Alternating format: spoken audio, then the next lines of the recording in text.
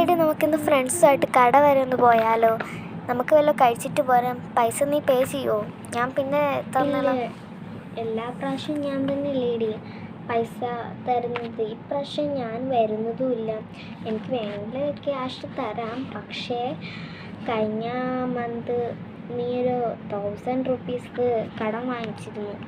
അത് ഇതുവരെയും തന്നില്ല. അതില്ല, എനിക്കത് വേണ്ട.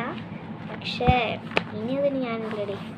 എടി ഞാൻ അസൈൻമെൻറ്റ് എഴുതി വെച്ചിട്ടുണ്ട്. മിസ്സ് വല്ല തെറ്റ് പറഞ്ഞാൽ ഒന്ന് എഴുതി വെച്ചേക്കണേ. ഞാനിപ്പോൾ വരാം. എല്ലാ പ്രാവശ്യവും ഞാൻ തന്നെയല്ലേ നിൻ്റെ അസൈൻമെൻറ്റ് എഴുതി തരുന്നത്. ഇപ്രാവശ്യം നീ തന്നെ എഴുതിക്കോ. എന്തെങ്കിലും പൊട്ടത്തെറ്റ് കൊണ്ടുപോയി എഴുതി വെക്കും, എന്നിട്ടത് ഞാൻ തന്നെ തിരുത്തി എഴുതണം. ഇനി എന്നെ അതിന് കിട്ടില്ലടി. എനിക്കിപ്പോൾ തന്നെ കുറേ പഠിക്കാനും ഉണ്ട്, എഴുതാനും ഉണ്ട്. അതെനിക്ക് നല്ലതുപോലെ തന്നെ ചെയ്യണം, അല്ലെങ്കിൽ മിസ്സിനെ ഞാൻ വഴക്ക് വാങ്ങുന്നത്. എടി, ആ തീർത്തനെ കണ്ടോ? ഒന്നാണെങ്കിൽ നമുക്ക് എഴുതി തരുന്നുണ്ട്. എന്തോ അവൾക്ക് ചുമ്മാ ജാടയാ. എന്തുവാ നമുക്കിനി അവളോട് മിണ്ടണ്ട.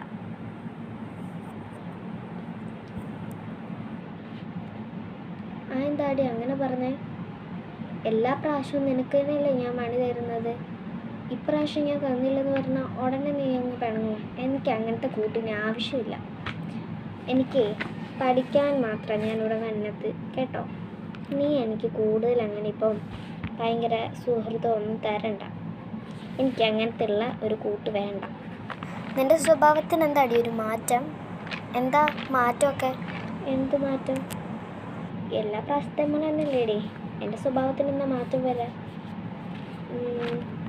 നിനക്ക് തോന്നിയതായിരിക്കും, എനിക്ക് മാറ്റമൊന്നുമില്ല. എന്നാൽ ശരി.